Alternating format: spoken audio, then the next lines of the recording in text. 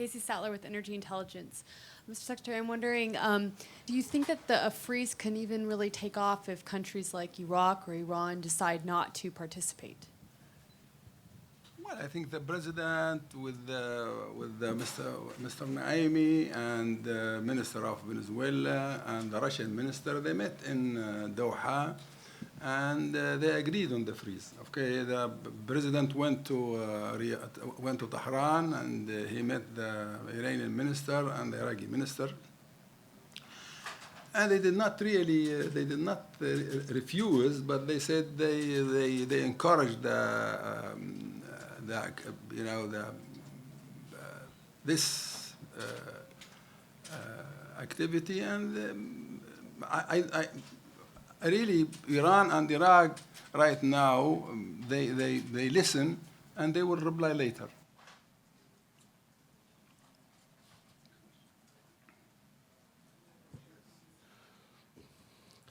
Yeah, Mr. Secretary General, you didn't seem very convinced the prices will come back up by 2020.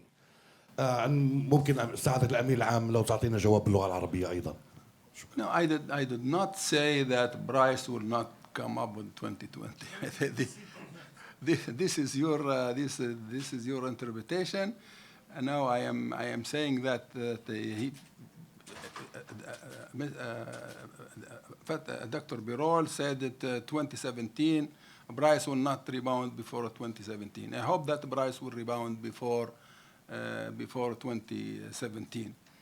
But looking at the situation at this time now, we have a glut in the market. We have overhang.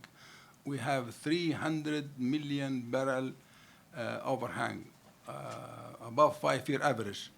And this overhang, from our experience, if you look at the last 6 or 7 years, when this overhang is high, price come down. This is for sure. When overhang is low, price go up. This is one of the problems we are facing at this time, that this overhang must be rid of. Somehow we have to find a solution to this. But this will not be done by OPEC. It must be a cooperation between OPEC and non-OPEC, and OPEC is ready to cooperate. But please know that I did not say this. I did not say that before 2020. I'm Mike Gugaras with Argus Media. We heard this morning that Russia's production in the next 5 years will decline, and Venezuela is facing pretty tough period. So, what is the point of freeze production talks if at least 2 of the participants may actually see their production decline? I look at the result myself.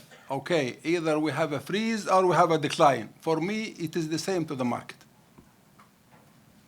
Which is more likely? Yeah, it's for us. It's okay. Okay, there is a freeze. If you have potential to increase your production, you freeze it. If your production will decline, that will be less supply, and we are same result.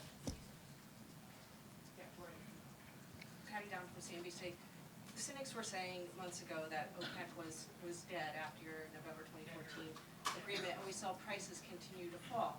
However, the talks of these freeze seem to bringing people closer together. Do you think this brings OPEC closer to cutting production?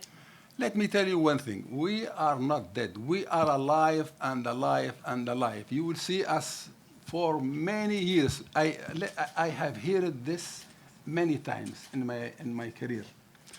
And let me tell you another thing. I have problems when we cut the production. Everywhere I go, I've been questioned. People don't like the cut. Now I have the same problem when we did not cut. People are, damn if you do, damn if you don't. Mr. El-Badri, Ron Busa from Reuters News. I have 2 questions for you. First of all, about this OPEC, non-OPEC cut, and you mentioned this early on in your downstairs. The big unknown is the U.S., and you said you might be, you're ready to talk to the U.S., but if everyone cuts and prices go up, then the U.S. production will come up. So that's my question. I'm sorry to interrupt you. I did not say we. I said we talk. Let us not go to the red lines because they have the antitrust here and they don't want to cross the line. I said, I talked to the EU, I talked to the Russian, I talked to the Chinese, I talked to almost everybody except the United States. What I want is a dialogue, you know. Let us don't forget, the oil market is an international market. Nobody can come and invest and increase his production and will wait for OPEC to cut. This is over now. Okay, if you have an operation, you want to increase, you want to discover, you want to increase, you have to look at the market. You have to look at the, you don't have to cooperate with us or anything, but you have to look at the market. You have to look at demand, you have to look at the supply, you have to look at the stocks and see the prices that you are thinking that will last, they will not last. If they are high, they will come down. If they are down, they will go up. If I may just a short question, do you think there's a need for an extraordinary OPEC meeting to discuss this freeze? OPEC, extraordinary OPEC meeting? Yes. No, the only thing I know that there will be a meeting in June. Yeah, I just want to say it, you know, just so everybody knows that we will meet in June, which is good, you know. Thank you, Mr. El-Badri. Javier Blas from Bloomberg News. 2 questions, if I may. The first one, you have talked about taking additional steps once we know whether the freeze have worked or not. Could you elaborate on what do you mean by additional steps? What kind of additional steps? And if I may also take your crystal ball, if we are meeting here again in Houston in a year's time for CETA Week 2017, what oil price are you expecting? Thank you. If I know the oil price, I will quit OPEC tomorrow. Downstairs, you said 80% of the fossil fuels. I mean, the energy requirements will be met. 80% will be from fossil fuels. Yes. Does OPEC have any plans to encourage clean and green production of oil, gas, and well, we sign coal? all the indices like any other countries in Paris, and we welcome the Paris agreement, and we will support it. But I am talking about realistics. You know, 80%, and you want to leave this underground. Here in the States, they have a lot of states that they are living in coal. We are living in oil. Some other countries, they are living in gas. And this is 80%. Do you think in 40, 50 years, we'll find another energy that will replace the 80% or not? That's what I am talking about. I said, instead of, we have to find a technology where we can use the coal, where we can use oil, where we have both of them friendly to the environment. That's what I am saying. I am not against the environment. Don't understand me wrong. What I am saying, I want to be realistic. And also, we have 7.2 billion people.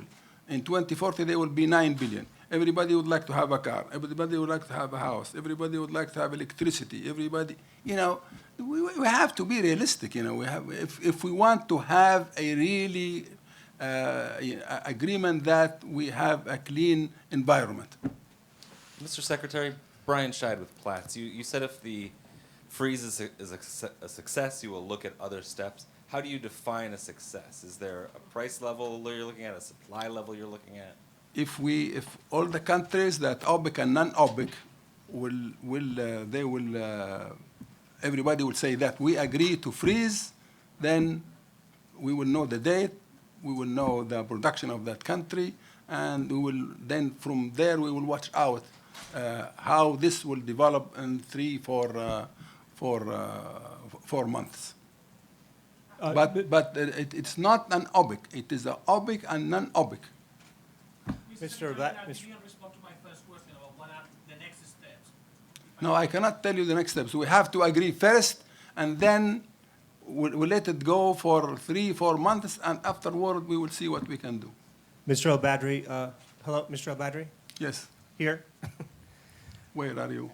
Here, right here. Because you Al have Ortiz two with Houston very Public strong Media. light. I cannot see you. You know. I'm sorry. Yeah. Move a little bit then. I wanted to ask you, since we have so many energy companies based in Texas and many of them in Houston, as you perfectly know, what's your advice for them to monitor in the next few months, to even perhaps plan for or do in the next few months, to the extent you can respond to that? Let me tell you one thing. For the oil industry, nobody can advise the United States or advise Texas in particular. They know their business. They know. We learn from them. They help us a lot. We admire their technology. We are using their technology. They know everything. So I am really a small guy. I cannot advise, Two more questions? Okay. Hi, Maha with Al Jazeera. Over here. He's looking. Jazeera.